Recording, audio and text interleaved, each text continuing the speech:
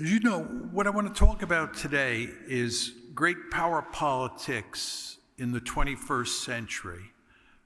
And then I want to talk about the impact of great power politics on Hungary from how I see it.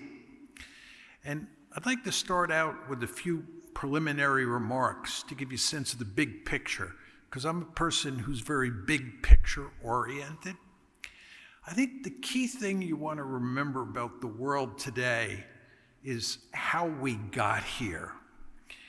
And basically, when I was born and when I grew up as a young person, we lived in a bipolar world. From roughly, I'd say 1947 to 1989, the world was bipolar. Then with the end of the Cold War in 1989, and certainly with the collapse of the Soviet Union in December 1991, we moved into a unipolar world. And as all Hungarians know, the world changed in fundamental ways as we went from bipolarity to unipolarity. Then, I would argue, in roughly 2017, the world went from unipolarity to multipolarity.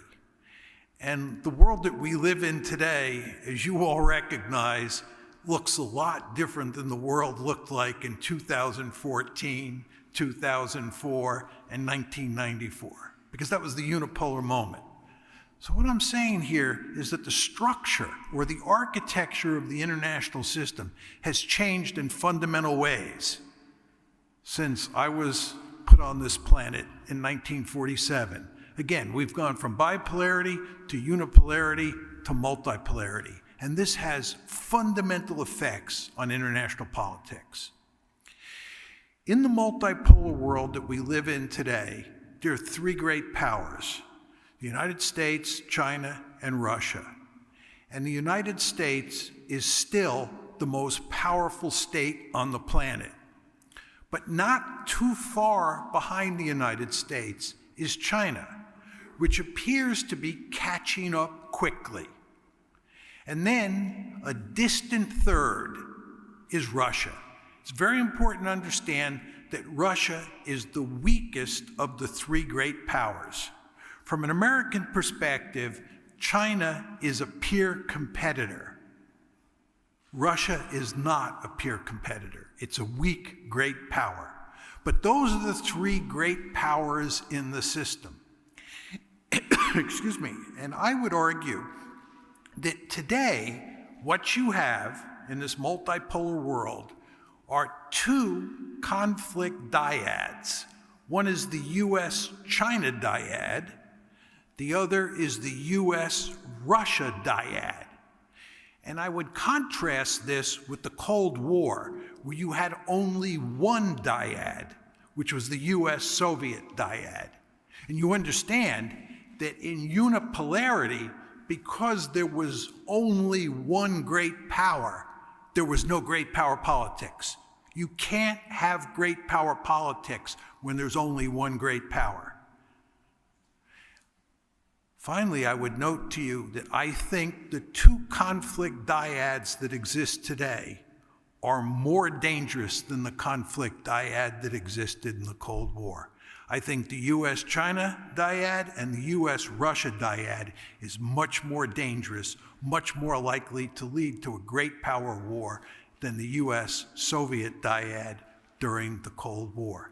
So we're in a world today where there are two conflict dyads instead of one, and both of those conflict dyads, in my humble opinion, are more dangerous than the one conflict dyad that you all know about, which is the Cold War.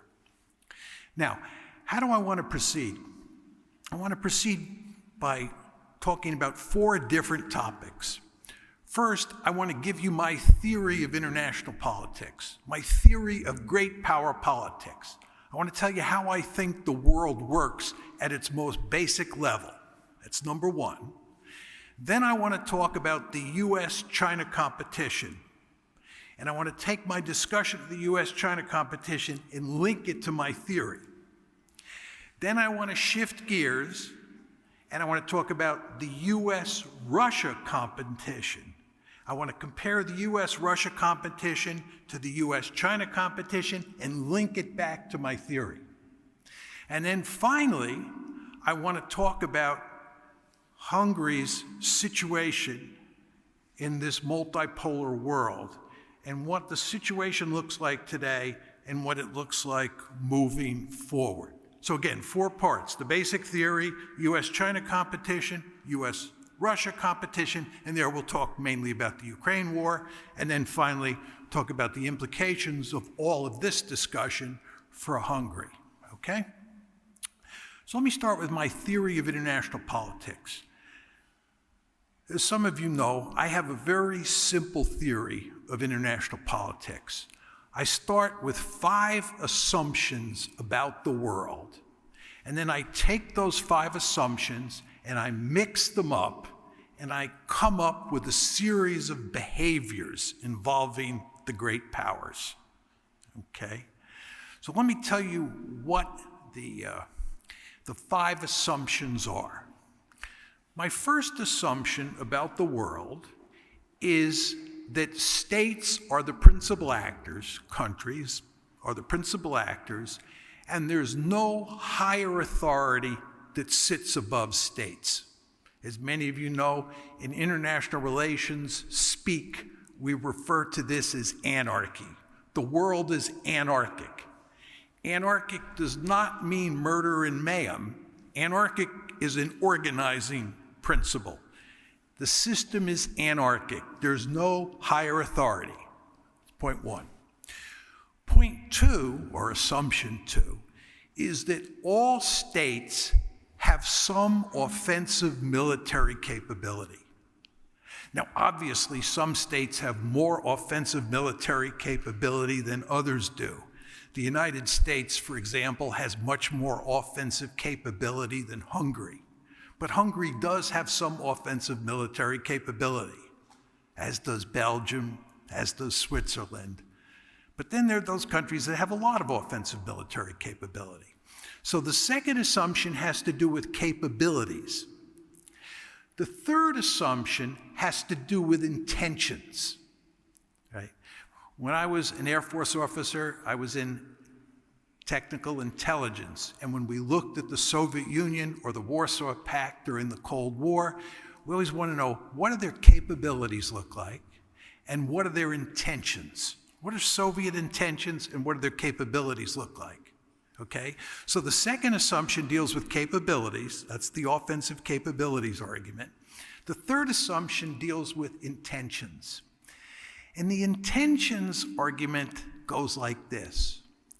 No state can ever be certain as to what the intentions of other states are. You just can't know for sure what the intentions of other states are. Now, why is this a case?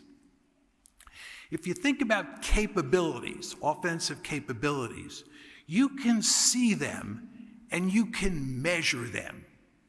During the Cold War, we could count how many armored division equivalents the Warsaw Pact had. We could count how many SS-18 missiles the Soviet Union had. We could count how many submarines they had, because they were material things that you could see. Intentions are remarkably difficult to figure out because they're in people's heads and you can't see into people's heads. So we could never figure out exactly what Soviet intentions were, whether Stalin was running Soviet policy, Khrushchev was running policy, or Brezhnev. It's just very hard to get inside those leaders' heads and figure out what their intentions were. Now, if you think that's not true, and intentions are reasonably easy to figure out, not impossible, but reasonably easy, my counter-argument to that is you cannot know future intentions. None of you know who will be running Russia in 20 years. None of you know who will be running Germany or the United States in 20 years. So you can't know Russia's, America's, or Germany's intentions. So one of the fundamental assumptions underpinning my theory is uncertainty about intentions. This is not to say you can be certain that another state will have bad intentions. You just can't be certain that it won't have bad intentions. So I've told you so far that there are three assumptions. One is states are the key actors. The system is anarchic. There's no higher authority that sits above states, one. Two, all states have some offensive military capability. And three, you just can't be certain about the intentions of other states. Now, I have two other assumptions that I'm going to throw out. The fourth assumption is that the principal goal of states is survival. And the reason is simple. If you don't survive, you can't pursue any of your other goals. So survival has to be the number one goal for every state in the system. And then the fifth assumption is that states are rational actors. They're basically strategic calculators. They're good at coming up with strategies for maximizing their prospects of survival. So the fourth assumption is survival, and the fifth assumption is states are rational actors. So those are five assumptions. I think they're all reasonable assumptions. You take them, you put them in the blender, you hit the on switch, you mix them up, and you get a very, very competitive and dangerous world. Now, why is that the case? First, states fear each other. Why do they fear each other? They fear each other because there may be a powerful state that has malign intentions, right? If you're France after World War I, and you know you're living next door to Germany, and you can't know what Germany's intentions are going to be 10, 15, 20 years in the future, and you know that the Germans have a huge amount of latent capability, you're going to fear them. And the French did fear them, right? So you fear them for that reason. The second reason that states fear each other is if you get into trouble, you're in an anarchic system, which means there's no higher authority that you can call, right? So fear is a constant among great powers in the international system. The second form of behavior you get is self-help. As my mother used to say when I was a little boy, God helps those who help themselves. That's the way international politics works. You do not depend on anybody else. This is not to say you can't form alliances, but it is to say it's a self-help world. States fear each other, and they understand that they have to take care of themselves. The third form of behavior is that you figure out very quickly that the best way to survive in the international system is to be the most powerful state in the system. It's to maximize your relative power. In a world, an anarchic world, where you cannot know the intentions of other states, and other states may be really powerful, the best way to survive is to be the most powerful state in the system. I often say to American audiences, how many of you go to bed at night worrying about Canada or Mexico or Guatemala attacking the United States? It's unthinkable. Why? Because we're Godzilla. Nobody's going to attack Godzilla. In an anarchic system where you cannot know the intentions of other states, you want to be Godzilla. One of the real problems that Hungary faces is it has a very small population. From Hungary's point of view, it would be much better if you had 350 million people instead of 10 million people. You want to be really powerful. Why? Because that's the best way to maximize your chances of survival in an anarchic system. Now let me just unpack this a bit more, because it's relevant for what I'm going to talk about with regard to China and Russia. When I talk about maximizing power, the ideal situation is to be a regional hegemon, to dominate your region of the world, number one, and number two, to make sure that no other state dominates its region of the world. Everybody follow that? So just take the United States. The United States, when it got started in 1783, was comprised of 13 colonies strung out along the Atlantic seaboard.